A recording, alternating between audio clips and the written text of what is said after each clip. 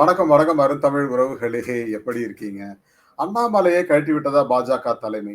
அதிமுக கூட்டணியை பலப்படுத்த பாஜக திட்டமிடுகிறதா? அப்படிங்கிற ஒரு விஷயம் போயிட்டு இருக்கு. அதுல முக்கியமா அதிமுக தலைமைக்காக பாஜக வந்து அண்ணாமலையை கழட்டி விட்டுட்டாங்களா? என்ன நடந்தது? அண்ணாமலை ஏன் டெல்லிக்கு போகல? அதுக்கு வந்து அவர் சொன்ன காரணம் என்னன்னா, எனக்கு வந்து தொண்டர்களோட வீட்டு ஃபங்ஷன்லாம் இருக்கு. கல்யாணம் இருக்கு. எல்லாத்துக்கும் நான் கமிட் பண்ணிட்டேன். அதனால என்னால வர முடியாதுன்னு அமித்ஷாஜி கிட்ட சொல்லிட்டேன். ஃபோன்ல பேசிட்டேன் அப்படின்னு சொன்னாரு. அதேபோல டிடிவி தினகரனுமே அவர் பேசியதாக சில விஷயங்கள் சொல்றாரு. நம்ம இன்னொரு போஸ்ட்ல தனியா பேசப் போறோம். அதுபோல செங்கோட்டையனோட விஷயங்கள் என்னவாக இருக்கிறது அப்படிங்கிறத பத்தி நம்ம விரிவாக பேசலாம். ஆ இன்னும் நெறைய விஷயங்கள் இருக்கு. ஒவ்வொன்றாக பார்ப்போம். அதுக்கு முன்னாடி உங்களுடைய கருத்துக்கள் வரவேற்கப்படுகின்றன. அதேபோல நம்ம சேனல லைக் பண்ணுங்க, சப்போர்ட் பண்ணுங்க, சப்ஸ்கிரைப் பண்ணுங்க. உங்கள் நண்பர்களுக்கும் மறக்காம ஷேர் பண்ணுங்க. அதாவது ஒரு ஆணித்தரமான சில விஷயங்கள அண்ணாமலை செய்யக்கூடியவர். பாராட்டுக்குரிய ஒரு விஷயம். ஏன்னா, அண்ணாமலை போன்ற ஒரு தலைவர் பாஜகவில் இருந்தால் கண்டிப்பா பாஜக வந்து அடுத்த கட்டத்தை நோக்கி வளரும் அப்படிங்கிறதுல வந்து மாற்று கருத்தே கிடையாது. அதனால நான் நயினார் நாகேந்திரன் குறைத்து மதிப்பிடவில்லை. ஆனாலும் சில விஷயங்கள்ல அண்ணாமலை வந்து சிறப்பா செயல்பட்டார் கடந்த 2, 3 வருடங்களாக அப்படிங்கிறத பார்த்தோம். அதுவும் குறிப்பா 2021க்கு பிறகு 3 ஆண்டுகளா 3 வருஷமா தலைவராக இருந்த அண்ணாமலையை ஏன் கழட்டி விட்டாங்க பாஜக தலைமை அப்படின்னா, அவர் சில தவறுகள் செய்து விட்டார் அப்படிங்கிறத நிர்மலா சீதாராமன் சொன்னாங்க. நிர்மலா சீதாராமன் அவர் வார்னே பண்ணியிருக்காங்க. என்ன வார்ன் பண்ணாங்க அப்படிங்கிறது பார்த்தீங்கன்னா, கடந்த தேர்தல் அதிமுகவோட கூட்டணி வைத்திருந்தால் குறைந்தபட்சம் ஒரு 10லேருந்து 12 எம்பிக்கள் கிடைச்சிருப்பாங்க. அத நம்ம மிஸ் பண்ணிட்டோம் அப்படிங்கிற ஒரு விஷயத்துக்காக தான் அண்ணாமலைக்கு வார்னிங் குடுத்திருக்காங்க. அதே போல இங்க ஒரு கோஷ்டி பூசல் இருக்கு. அண்ணாமலை வந்து தனி ஆவர்த்தனம் பண்ணணும்னு நினைக்கிறாரு அப்படின்னு சொல்லி அவங்க பேசியிருந்தாங்க. அது மிகப்பெரிய ஒரு பேசுபடும் பொருளானது. அதாவது கமலாலயத்தில் நடந்த விஷயத்த நான் சொல்றேன். அதற்கு பிறகு நேற்று வந்து அமித்ஷா அவர்கள் தலைமையில ஒரு 4, 5 தலைவர்கள் தமிழ்நாட்டுக்கு போனாங்க. பொன் ராதாகிருஷ்ணன், வானதி ஸ்ரீனிவாசன், தமிழிசை சவுந்தரராஜன், நயினார் நாகேந்திரன், அப்புறம் இன்னொரு தலைவர் எல்லாருமே போய் பேசிட்டு இருந்தாங்க. என்ன பேசுறாங்க அப்படின்னா, கட்சி வந்து ஒற்றுமையாக இருக்க வேண்டும் முதல்ல. கோஷ்டி பூசல்லாம் இருக்கக்கூடாது அப்படிங்கிறது குறிப்பா அது வந்து அண்ணாமலை அடிக்கிற மாதிரி தான் இருந்துச்சு. அதனால தான் அவர் அண்ணாமலை அங்க போகலன்னு நினைக்கிறேன். போனா இங்கேயே அடி வாங்கிட்டோம், அங்க போய் அடி வாங்க வேண்டாம் அப்படின்னு சொல்லி அவர் சற்று விலகி இருக்கலாம் அப்படின்னு நினைச்சிருக்காரு. பட் அவர் சமாதானப்படுத்தியிருக்காங்க அப்படிங்கிறது தான். அவர் உடனே தனி கட்சி ஆரம்பிக்க போறாரு அப்படின்லாம் சிலர் சொல்லிக் கொண்டிருந்தார்கள். அப்படிலாம் கிடையாதுங்க. அவர் தனி கட்சி ஆரம்பிச்சா அதுக்கு பெரிய மதிப்பெல்லாம் இருக்காது. விஜய்க்கு வர்றதுல பாதி வரும். பாதியிலே ஒரு 3ல ஒரு பக்கம் வரலாம். 3, 4% கண்டிப்பா எடுப்பாருங்க. பட் அது ஆட்சி அமைக்கும் அளவுக்கு இருக்குமா அப்படின்னு பார்த்தா இப்ப நீங்க ஒரு பேட்டி குடுத்தாரு. அதுல விஜய் பத்தி சொல்லும்போது, விஜய் வந்து ஒரு தாக்கத்தை ஏற்படுத்துவார் அப்படிங்கிறது வேறு. ஆட்சி அமைப்பதுங்கிறது வேறு. தேசிய ஜனநாயக கூட்டணி வந்து ஆட்சி அமைக்கும் அப்படின்னு அவருடைய ஆசையை சொல்றாரு. நாங்க வந்து கடுமையாக உழைப்போம் அதற்கு அப்படின்லாம் சொல்லிட்டு இருக்காரு அண்ணாமலை. சரி அண்ணாமலை கடந்த காலங்கள்ல இவர வந்து எடப்பாடி தற்கூரிலாம் பேசினாரு. தற்கூரின்னு பேசினவர் இப்ப எப்படிங்க இப்படி பேசுறாரு? எப்படியாவது நாங்க எடப்பாடி முதலமைச்சர் ஆக்குவோம், ஆக்கியே தீருவோம் அப்படின்னு சொல்றாரு. எப்படி சொல்றாரு அப்படிங்கிற மாரிலாம் சிலர் கேள்வி கேட்டுக் கொண்டிருக்கிறார்கள். அண்ணாமலை அவர்களை பொறுத்தவரைக்கும், அண்ணாமலை வந்து தன்னை தனித்தன்மையாக வளர்க்க நினைச்சார். அதுதான் உண்மை. அதுதான் ஒரு பெரிய ஃபெயிலியர் அப்படின்னு சொல்லி பாஜக நினைக்கிறது. இங்கு யாரும் தனியாக வளரக்கூடாது. கட்சி தான் முக்கியம். கட்சியோட வளர்ச்சி தான் முக்கியம். அதனால தான் சில விஷயங்கள் நாங்க பண்ணியிருக்கோம் தமிழ்நாட்டுல. பட் இந்த முறை வந்து ஒரு ஸ்ட்ராங்கான கூட்டணி அமைய வேண்டும். அமைவதற்கு எல்லா கட்சி தலைவர்களும் பாடுபட வேண்டும். அப்படி பாடுபடும் பட்சத்துல கண்டிப்பாக அவர்களுக்கு வந்து ஒரு ரெகக்னேஷன் இருக்கும். இப்ப முருகனுக்கு வந்து அமைச்சர் பதவி குடுத்தாங்களே, அது மாரி இருக்கும். அதனால நீங்க வந்து கடுமையாக உழைக்கணும் அப்படிங்கிறத அவங்களுக்கு சொல்லி அனுப்பிச்சிருக்காங்க. ஆனா நயினார் நாகேந்திரன் அவர்களை பொறுத்தவரைக்கும் அவர் கடுமையான உழைப்பாளி. பேச்சு இப்ப அண்ணாமலை எவ்வளவு பேசுவாரான்னு கேட்டா பேச மாட்டாரு. பட் செயல்பாடுகள் நல்லா இருக்கும். அது பிசிக்கலா ஒர்க் பண்ணுவார். பிளான் பண்ணி அடிப்பாரு. அது வந்து அவரால முடியுங்கிறது தான்.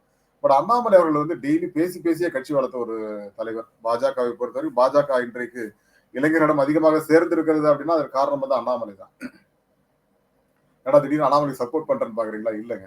அதான் இருக்கிற உண்மையான ஃபேக்ட்ட நான் சொல்றேன். அண்ணாமலை அப்படிங்கிற ஒரு தலைவர் பாஜகவை தமிழ்நாட்டுல வந்து பெரும்பாலும் நெறைய பேர் கொண்டு போயிருக்காரு. கிட்டத்தட்ட ஒரு 5% பேருக்கு கொண்டு போயிருக்காரு. 2 1/2, 3% தாண்டாத ஒண்ணு 5, 6% வந்திருக்கிறது. நீங்க 11% அவங்க 20 தொகுதியில் நின்னாங்க இல்லையா? கடந்த பாராளுமன்றத்தில். அதுல வந்து டிடிவி, ஓபிஎஸ் ஓட வாக்குகள் இருக்கலாம். அத தவிர்த்து பார்த்தீங்கன்னா, ஒரு 5, 6% கண்டிப்பா பாஜக வளர்ந்திருக்கிறது அப்படிங்கிறது மாற்று கருத்தே கிடையாதுங்க. பட் அது ஆட்சி அமைக்கும் அளவுக்கு வளருமா தனித்து அப்படின்னா, அது ரொம்ப காலம் பிடிக்கலாம். பட் தமிழ்நாட்டு மக்கள் அவ்வளவு சீக்கிரம் ஒத்துக்க மாட்டாங்க அப்படிங்கிறது. ஏன்னா தமிழ்நாட்டு மக்களுக்கு வந்து பெரியாரோட பாரம்பரியமும் தெரியும். கோவிலுக்கும் போவாங்க. இதையும் அதாவது எல்லாவற்றையுமே புரிந்து கொண்ட ஒரு சமூகம் தமிழ் சமூகம். அதனால அவ்வளவு சீக்கிரம் அவர்களை ஏமாற்ற முடியாது அப்படிங்கிறத பீகார்ல போய் எங்க அம்மாவை பத்தி பேசிட்டாங்கன்னு பேசின உடனே அங்க ஒரு 20 லட்சம் பெண்கள் வந்து போராடுறாங்க அப்படின்னா சொல்றாங்க இல்லையா? அந்த மாதிரி இல்ல தமிழ்நாடு. தமிழ்நாடு வந்து அது அவர் என்ன பொய் சொல்றாரு, உண்மை சொல்றாரு அனலைஸ் பண்ற அளவுக்கு இளைஞர்கள் நிறைய வளர்ந்துட்டாங்க. அது வேற விஷயங்க. பட் அண்ணாமலை அவர்களை பொறுத்த வரைக்கும் தலைமை பண்பு இருக்கா அப்படின்னு கேட்டீங்கன்னா, அவர் வளர்த்துக்கணும் அப்படிங்கிற ஒரு பக்கம் தான் இருக்குது. ஆனால் அவரு ஒரு நல்ல பேச்சாளர். அதாவது ஒரு தன்னுடைய கட்சிக்காக எப்படி பேசினா எப்படி அதாவது பொய் சொல்றாரா உண்மையை சொல்றாரா அப்படிங்கிறதுல வேற விஷயம். ஆனால் கட்சிக்காக பாடுபட்டு ஏதோ ஒண்ணு பண்ணி கட்சியை வளர்க்கறதுக்கான ஒரு விஷயத்த பண்ணிட்டு தான் இருந்தார். ஒருவேளை ஒரு 5 வருஷம் 10 வருஷம் இருக்கிறார் அப்படின்னா தொடர்ந்து பாஜக தலைமையில இருக்க முடியாது. ஆனா அப்படி இருந்தாருன்னா அவர் கண்டிப்பா ஆட்சிக்கு வர அளவு கூட வரலாம். பட் அவர் பொய் சொல்றாரா உண்மை சொல்றாரா மக்களை குழப்பறாரா அப்படிங்கிறது வேற விஷயம். பட் பாஜக தலைமை அப்படி தொடர்ந்து ஒரு தலைவரை வந்து வச்சிட்டு இருக்க மாட்டாங்க அப்படிங்கிறது தான். பட் இங்க அதிமுகவுக்கு ஆதரவளிக்க வேண்டிய ஒரு கட்டாயத்துல அண்ணாமலை இருக்காரு. ஏன்னா இதுக்கு முன்னாடி அவர் பேசுற விஷயங்கள் எப்படி இருந்தது? ஆஹ் தற்கூரி எடப்பாடி அவரெல்லாம் வந்து அவர் இருந்தா நான் வந்து அந்த இதுக்கே போக மாட்டேன், நான் வந்து அரசியல் விட்டு விலகிடுவேன் அப்படின்லாம் சொல்லிட்டு இருந்தார். ஆனா இன்றைக்கு அரசியல் விட்டு விலகல, தலைவர் பதவியில் மட்டும் விலக்கப்பட்டார்.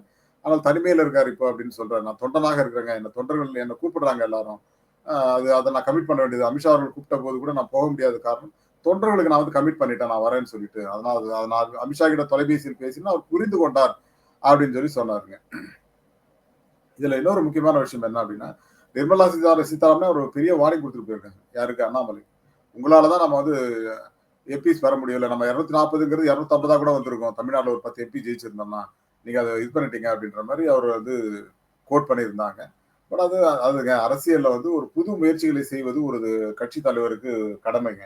அதைத்தான் அண்ணாமலை செஞ்சார் அப்படிங்கறது என்னோட பாயிண்ட் ஆஃப் வியூ. அதாவதுங்க ஒரு கட்சி தன்னால நம்ம எப்படி முதலமைச்சர் ஆகணும், நம்ம கட்சி தலைவராக நம்ம எப்படி வந்து நிறைய சீட்டு ஜெயிக்கணும்னு யோசிப்போமே தவிர இன்னொரு கூட்டணி தலைவரை வந்து வளர்த்து எடுக்கணுங்கிற அவசியம் எனக்கு இல்ல. எடப்பாடி முதலமைச்சர் ஆக்குவதற்கு நான் எங்க கட்சி தலைவரா இருக்கணும்லாம் கேட்டாரு. சோ அதெல்லாம் அது நியாயப்படுத்தப்படுகிறது தான், நான் இல்லைன்னு சொல்லல. ஆனால் இன்னொரு முக்கியமான விஷயம், அண்ணாமலை இப்படியே கொண்டு போனாருன்னா ஒரு 10 வருஷத்துல ஆட்சிக்கு வரும், எதிர்கட்சி தலைவராவது வருவார் அவரு. ஆனா அந்த அளவுக்கு தொடர்ந்து பாஜக தலைமை அவரை விடாது அப்படிங்கிறது தான் ரியல் ஃபேக்ட்டுங்க. இன்னொரு விஷயம், எடப்பாடி பழனிசாமி அவர்களை பொறுத்த வரைக்கும் பாஜக தன்னை எங்க கட்சியில அழிக்கவே முடியாதுன்னு சொல்றாரு இல்லையா, பாஜக அதை செய்து கொண்டிருக்கிறது. ஒண்ணும் இல்லை, இன்னைக்கு வந்து ஓபிஎஸ் வெளியில போயிட்டார் கூட்டணியில இருந்து. டிடிவி தினகரன் வெளியேறி விட்டார், வெளியேற்றப்பட்டார்ன்றது அவர் வெளியேறதுக்கு காரணம் வந்து எடப்பாடி பழனிசாமி தான். ஏன்னா பேசும்போதெல்லாம் துரோகம் பண்ணிட்டாங்க, அதை பண்ணிட்டாங்கன்னு சொல்லி அவர் பேசும்போது அவருக்கு அது அதிகமான கோபத்தை உண்டாக்குகிறதுங்கிறதா முக்கியமான காரணங்க. இன்னொரு விஷயம், டிடி தினகரனை பொறுத்த வரைக்கும் அண்ணாமலையிடம் தான் ரொம்ப க்ளோஸா இருந்தார். அதான் சொன்னாங்க, டிவி தினகரன் அண்ணன் கூட பேசினாங்க, பட் அவர் வந்து இன்னும் கூட்டணி விட்டுலாம் போக மாட்டாரு, நான் பேசுறேன் அப்படின்னு சொல்லி சொல்லியிருக்காரு. பட் அப்படி கூட்டணி விட்டு போவாரா மாட்டாருன்னா, வெளியேறிட்டு விட்ட பிறகு நான் டிசம்பர் தான் முடிவு பண்ண போறேன் அப்படின்னு சொன்னப்பறம் என்ன, ஏன்னா அவருக்கு ஒருவேளை தொகுதி அதிகமா கிடைக்கணுங்கிறதுக்காக பண்ணாரா, என்ன காரணம், ஒருவேளை அதிமுக ஒத்துக்கலங்கிறதுனால வெளியில போறாரா அப்படிங்கிற விஷயங்கள்லாம் வந்து நமக்கு டிசம்பர்ல கண்டிப்பா தெரிய வரும். ஸோ டிடிவி தினகரனை பொறுத்த வரைக்கும் அவர் தாவேகா கூட போடுற மாதிரி ஒரு பிளான்ல இருக்கார் போல. தாவேகா, ஓபிஎஸ், டிடிவி தினகரன் ஒரே பக்கம் போவதாக இருக்கிறது. ஒரு அதே போல தேமுதிக வந்து மீண்டும் நான் வந்து துரோகம் செஞ்சுட்டாங்கலாம் நான் சொல்லவே இல்லை, நம்பிக்கை துரோகம் பண்ணிட்டாங்கன்னு நான் சொன்னேன்னு சொல்லி தப்பா சொல்லிட்டாங்க அப்படின்னா இன்னைக்கு பேட்டி கொடுத்துருக்காங்க. ஸோ அப்ப திரும்பவும் அதிமுக பக்கமா அப்படிங்கிற மாதிரி தான் இருக்கு. அதாவது தேமுதிக எப்ப எந்த முடிவு எடுப்பாங்கன்னு அவங்களுக்கே தெரியாது, அந்த மாதிரி ஒரு முடிவு எடுக்கிறாங்க. பட் தேமுதிக வந்து ஒருவேளை திருப்பி பாஜக அதிமுக கூட்டணிக்கு போச்சு அப்படின்னா ஒரு சீட்டு கூட ஜெயிக்க முடியாது. இப்ப திமுக கிட்ட ஒரு 6-7 சீட் வாங்குறாங்கன்னா கண்டிப்பா அந்த 7 சீட்டுக்கும் அவங்க ஜெயிக்கிறதுக்கான வாய்ப்பு இருக்கலாம். ஆனால் அப்படி போய் ஒரு மீண்டும் அந்த இதுல போய் முயற்சியில இறங்கி தோல்வி சந்திக்க போகிறதா தேமுதிக அப்படிங்கிறது தெரியல. பட் அண்ணாமலை அவர்களை பொறுத்த வரைக்கும் அண்ணாமலையை கட்டி விட்டாங்க பாஜக தலைமை அப்படின்னு சொன்னாங்க, அதை மறுத்து விட்டார். ஏன்னா அமித்ஷா அவர்களை பொறுத்த வரைக்கும் நான் என்னோட சூழ்நிலை சொன்னாங்க, அதாவது பரவாயில்ல நாங்க இருக்கிறவங்களை வச்சு பேசிக்கிறோம் சொல்லி சொல்லிட்டாரு. அதனால அது ஒன்றும் பிரச்சனை இல்லைங்க, நான் எனக்கும் கட்சிக்கும் எந்த பிரச்சனையும் இல்லை அப்படின்னு சொல்லி தெளிவுபடுத்தி விட்டார் அண்ணாமலை அவர்கள் அப்படிங்கிறது தான். ஓகே, மீண்டும் வந்து ஒரு நல்ல தலைப்போடு வருகிறேன் இன்று இரவு 10:30 மணிக்கு. Thank you all and bye to everyone. மீண்டும் சந்திப்போம்.